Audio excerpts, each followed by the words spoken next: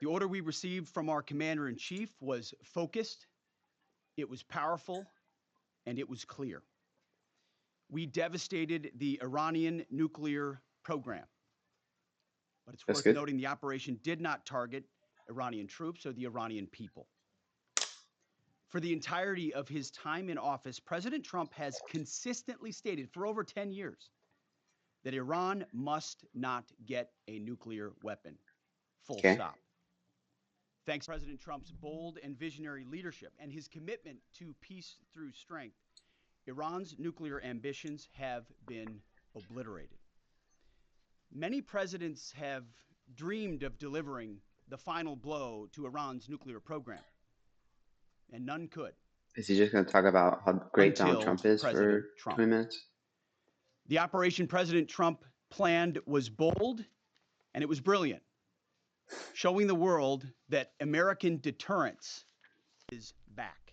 When this president speaks, the world should listen. And the U.S. military, we can back it up. The most powerful military the world has ever known. No other country on planet Earth could have conducted the operation that the chairman is going to outline this morning. Not even close. Okay.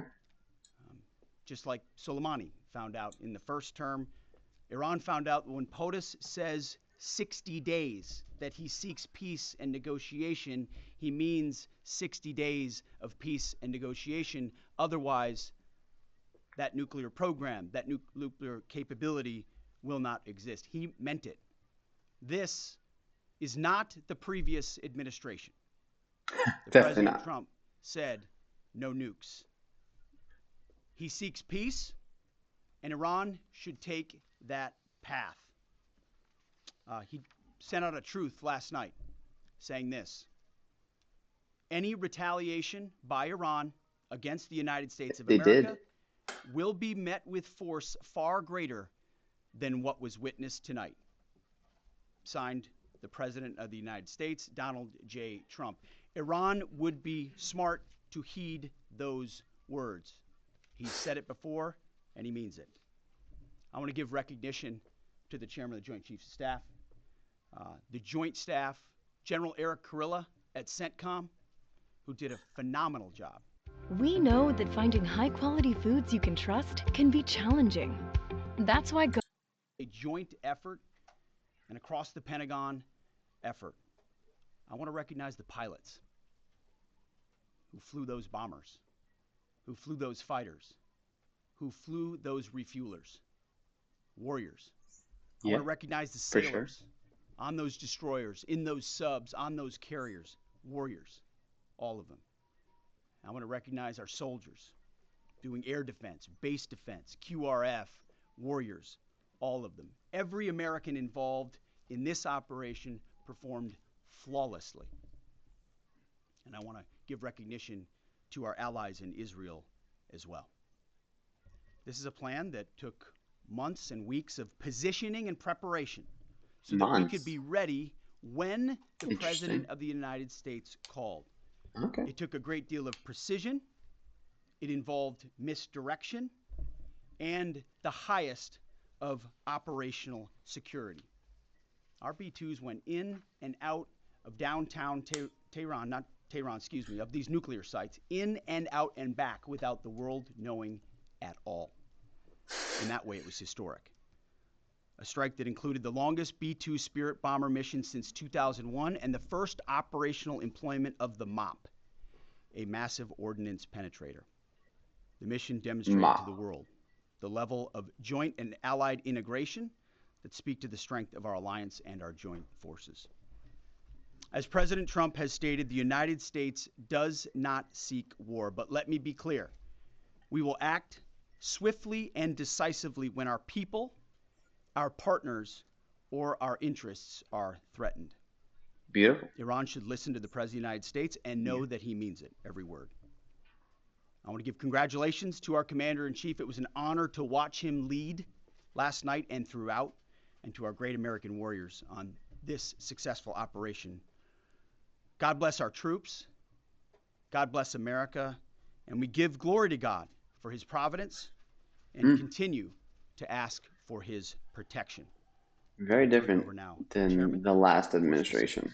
Thank for you, sure. Mr. Secretary. Thanks for recognizing all of our folks out there doing our nation's work, and nice to see everybody on this early Sunday morning. Last night, on the President's orders, U.S. Central Command, under the command of General Eric Kurilla, executed Operation Midnight Hammer, a deliberate and precise strike against 3 Iranian nuclear facilities. This was a complex and high-risk mission carried out with exceptional skill and discipline by our joint force. I want to thank every service member, planner, operator that made this mission possible. Their actions reflect the highest standards of the United States Armed Forces. This operation was designed to severely degrade Iran's nuclear weapons infrastructure. It was planned and executed across multiple domains and theaters with coordination that reflects our ability to project power globally with speed and precision at the time and place of our nation's choosing. This was a highly classified mission with very few people in Washington knowing the timing or nature of this plan. I'll refer you to the graphic on the side as I walk you through some of the operational details. All right. At midnight Friday into Saturday morning, a large B-2 strike package comprised of bombers launched from the continental United States. As part of the plan to maintain tactical surprise, part of the package proceeded to the west and into the Pacific as a decoy, a deception effort known only to an extremely small number of planners and key leaders here in Washington and in Tampa. The main strike package, comprised of 7 B-2 Spirit bombers, each with 2 crew members, proceeded quietly to the east with minimal communications. Throughout the 18-hour flight into the target area, the aircraft completed multiple in-flight refuelings. Once over land, the B-2s linked up with escort and support aircraft in a complex, tightly timed maneuver requiring exact synchronization across multiple platforms in a narrow piece of airspace, all done with minimal communications. This type of integration is exactly what our joint force does better than anyone else in the world. At approximately 5 p.m. Eastern Standard Time last night, and just prior to the strike package entering Iran, a U.S. submarine in the Central Command Area of Responsibility launched more than 24 Tomahawk land attack cruise missiles against key surface infrastructure targets at Esfahan. Damn. As the Operation Midnight Hammer strike package entered Iranian airspace, the U.S. employed several deception tactics, including decoys, as the 4th and 5th generation aircraft pushed out in front of the strike package at high altitude and high speed, sweeping in front of the package for enemy fighters and surface-to-air missile threats. The strike package was supported by U.S. Strategic Command, U.S. Transportation Command, U.S. Cyber Command, U.S. Space Command, U.S. Space Force, and U.S. European Command. Whoa. As the strike package approached Fordo and Natanz, the U.S. protection package employed high-speed suppression weapons to ensure safe passage of the strike package, with fighter assets employing preemptive suppressing fires against any potential Iranian surface-to-air threats. We are currently unaware of any shots fired at the U.S. strike package on the way in.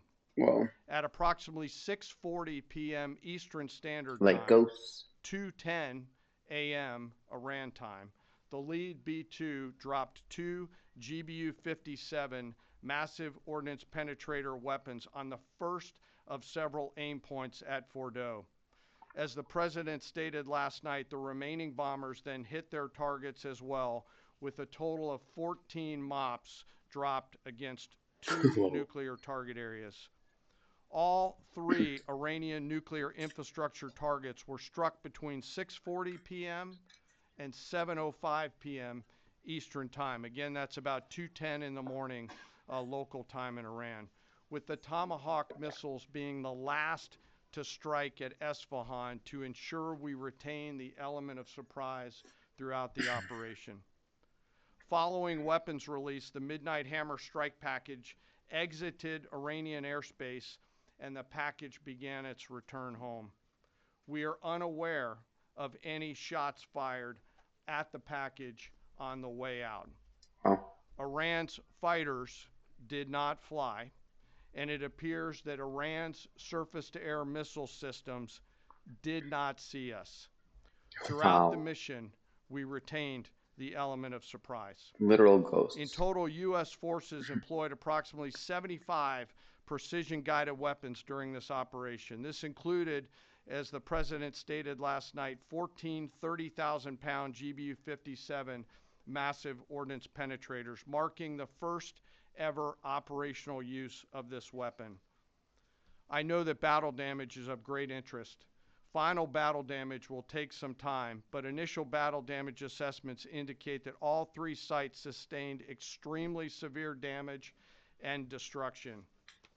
More than 125 U.S. aircraft participated in this mission, including B-2 stealth bombers, multiple flights of fourth and fifth generation fighters, dozens and dozens of air refueling tankers, a guided missile submarine, and a full array of intelligence, surveillance, and reconnaissance aircraft, as well as hundreds of maintenance and operational professionals.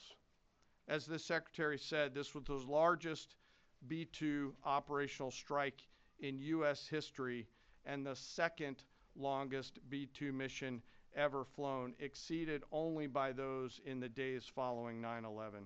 Wow.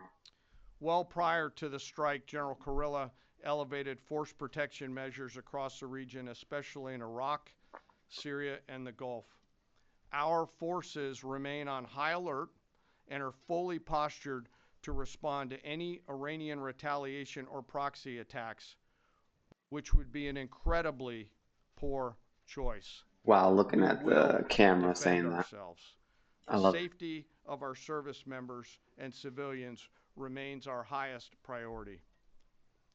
This mission demonstrates the unmatched reach, coordination, and capability of the United States military. In just a matter of weeks, this went from strategic planning to global execution.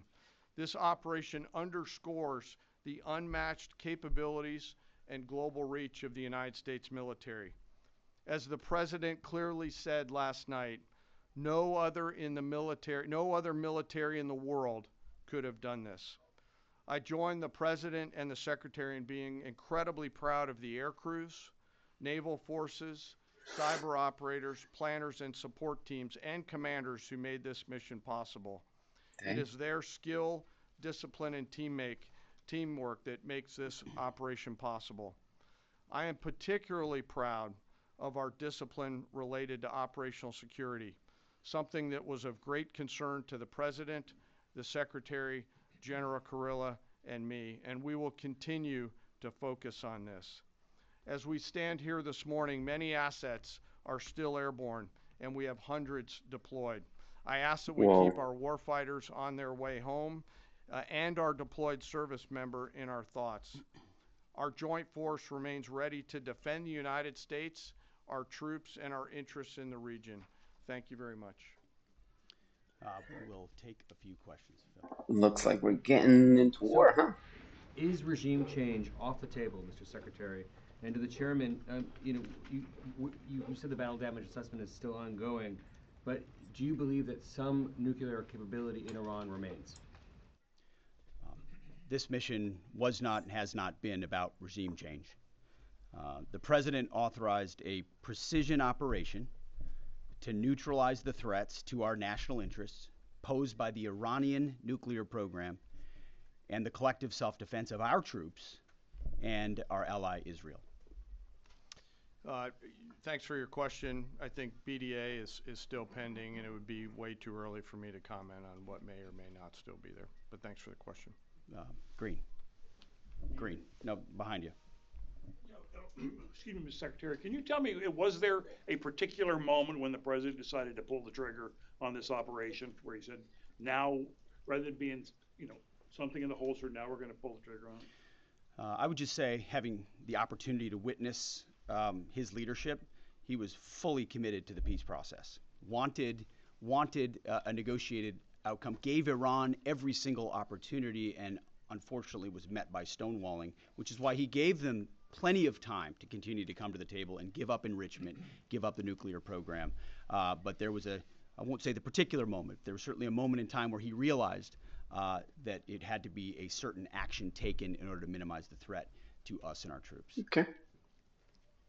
Yeah. General, you say that General Kurilla increased force protection in Iraq, Syria, and Gulf, and those areas. Were they given any advance warning the attacks were coming? And also, Mr. Secretary, when were congressional leaders notified? How long before the attacks took place? Sure. To your first question, you know, the risk has clearly been rising over the last few weeks in the region. Based on that, and not a particular awareness of this operation, we've made smart decisions to minimize the risk to U.S. forces in the region. So they were given no advance warning? No, sir. And congressional? They were notified after the planes were safely out. Well, we complied with the notification requirements of the War Powers Act. After the attacks, they were notified? They were I like it. immediately thereafter. Yes. Thank you, Secretary. Two quick questions. Do you believe you completely destroyed Iranian nuclear program? And how Yeah. about Iranian ballistic missiles?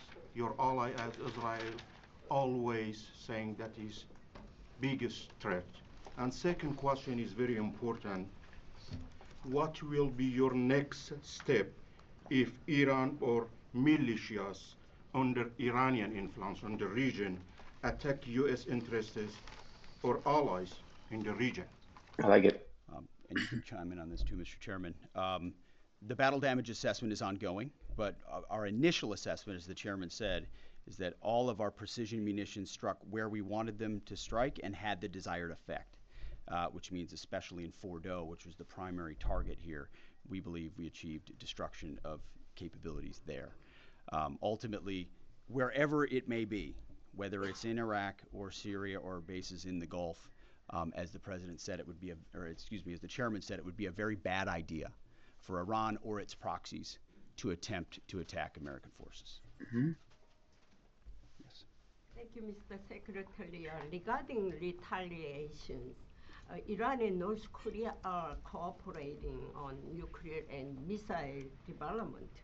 Do you think there is a possibility that Iran, North Korea, and the other forces, such as China, will join forces to retaliate Will against China and North Korea join Iran? Well, unfortunately, because of the policies under the previous administration, we drove those countries together, and ultimately that creates a challenging environment. For this particular operation, the focus is on Iran and Iranian nuclear capabilities. That's our focus here, is to not just say that they can't have, but President Trump has said from over 20 years, frankly, Iran cannot have a nuclear weapon. And ultimately, he decided this is the moment, given their stonewalling, when direct military action had to be taken to prevent that from happening. Yes. Yeah. Very much. General Kane, I understand OPSEC, I respect OPSEC. Can you say at all what security procedures are being taken to protect U.S. troops in Iraq and elsewhere in the Middle East? And Secretary Hegseth, as a global war on terrorism veteran, what do you say to veterans who may be concerned the U.S. is getting into another open-ended war in the Middle East over weapons of mass destruction? Thanks, sir, for the question. I won't comment on what force protection measures are being taken in the region. What I will say is we're being proactive and not reactive, and being very thoughtful about ensuring that we do all that we can to protect our forces out there. Second question. I would just say, as the president has directed and made clear, this is most certainly not open-ended. It doesn't mean it limits our ability to respond. We will respond if necessary. The most powerful military in the world is postured and prepared to defend our people. But what the president gave us, as I said, was a focused, powerful, and clear mission on the destruction of Iranian nuclear capabilities. Those were the targets. That's what was struck. That's what was overwhelming. That's what was overwhelming. That's what the Iranian regime needs to understand. As the president put out last night, He wants peace. There needs to be a negotiated settlement here. We ultimately demonstrated that Iran cannot have a nuclear capability. That is a very clear mission set on this operation. Yes. I think the prince is coming back to Iran, maybe, or something like that. Thank you, Mr. Secretary. Question for the Secretary and the Chairman. How was this strike coordinated with the Israelis on a strategic level, militarily, and on a tactical level? Was there any direct Israeli military participation in this operation? Well, I would say certainly Israel had an incredible military success, especially at the beginning and ongoing, in degrading Iranian capabilities, in degrading Iranian launchers, MRBMs. It's been incredible to watch what our ally Israel has been able to do. And there certainly have been conversations. I mean, General Kurilla at CENTCOM has worked closely in the defense of Israel for many years. And part of this operation was the defense of Israel and the ongoing defense of Israel. But as it pertains to this strike, this was U.S. operated and U.S. led. We took advantage of some of the preparatory work that's been done over the past week and a half in terms of axis of approach. I won't get into the particulars, but as the Secretary said, it was a U.S. strike.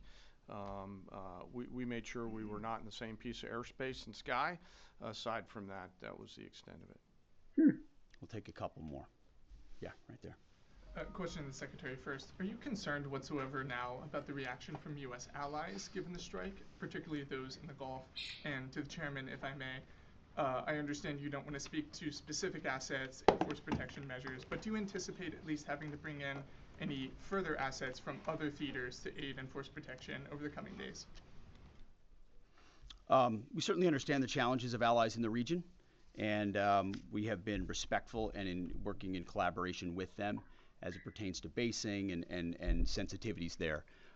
Ultimately, they've got a lot of assets and people in those locations also where American troops are co-located. So that's a consideration of ours. We've been in close consultation with them, and we appreciate the support that we have got. Thanks for the question on sort of the global picture. And as you know, that's one of my jobs, is to look globally at the entire range of challenges. We are always carefully considering our force posture around the world, and then offering options to the Secretary and to the President. I won't comment on any future things, but the American people should know that we carefully consider those moves around the world and try to modulate as needed our force structure in the region. Absolutely. Yeah, right here. Thank you. What communications are being sent to the Iranians right now, and is there any possibility of diplomacy now or in the coming days? I can only confirm that there are both public and private messages being directly delivered to the Iranians in multiple channels, giving them every opportunity to come to the table. They understand precisely what the American position is, precisely what steps they can take to allow for peace, and we hope they do so. Yes. The president may not want an open-ended conflict. The Iranians may disagree. Are you prepared for a protracted war? Yes. Well, for sure. Anything can happen in conflict. We acknowledge that, but the scope of this was intentionally limited. That's the message that we're sending. With the capabilities of the American military, nearly unlimited. So Iran, in that sense, has a choice.